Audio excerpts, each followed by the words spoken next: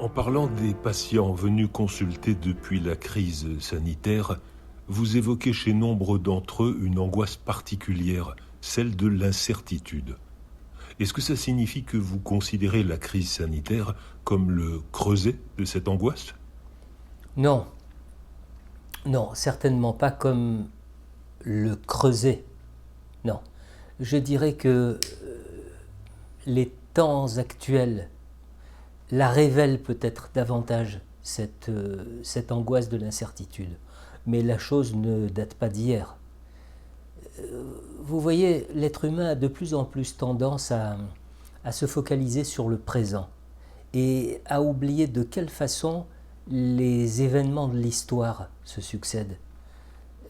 Si on prend l'exemple de la Seconde Guerre mondiale, depuis la Seconde Guerre mondiale, période d'incertitude totale, parce que les périls étaient de chaque instant, il y a eu d'autres guerres et il y a eu d'autres crises sanitaires. Nous avons connu la vache folle, nous avons connu le sida et bien d'autres menaces ont obscurci notre ciel pendant des périodes plus ou moins longues.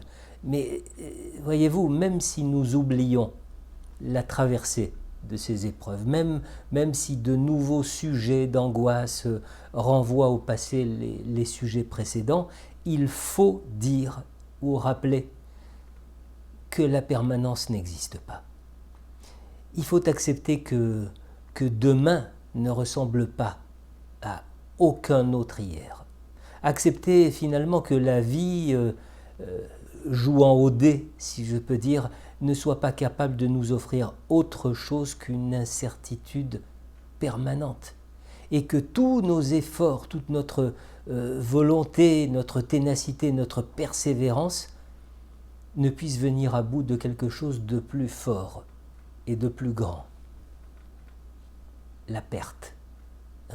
La perte, c'est la seule chose omniprésente. Alors faut-il pour autant craindre de vivre? Faut-il pour autant vivre dans la peur? À quoi bon? À quoi bon, puisque chaque jour finalement de notre vie nous confronte à une perte plus ou moins évidente, plus ou moins visible, et quel que soit son objet. On peut perdre un proche, un emploi, un objet, une illusion, un peu de mémoire, quelques cellules ou quelques neurones en moins.